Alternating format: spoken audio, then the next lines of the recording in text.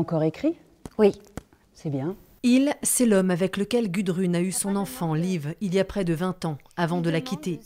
Liv est désormais une jeune fille et voudrait rejoindre son père aux États-Unis.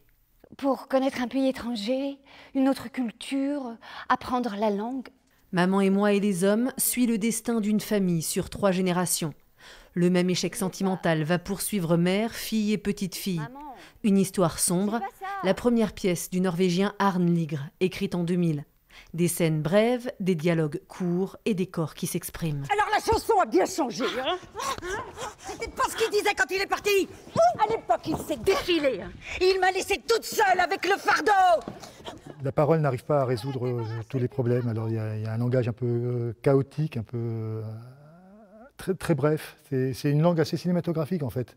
C'est une langue très étonnante et pleine de mystères. Et donc les corps sont eux-mêmes bousculés. Donc on a vraiment mis l'accent sur ce jeu très tendu.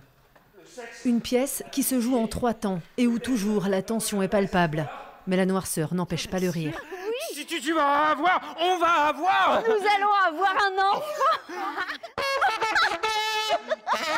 Ce qui se passe en 40, en 70 ou en 2018 finalement, c'est la répétition des mêmes choses, la difficulté à être un couple ou un parent, un mari, un fils. Ces histoires de famille terribles en fait, où le malheur se perpétue. Si on se les raconte à soi-même, on pleure. On se met à nombreux pour écouter ça, on rigole.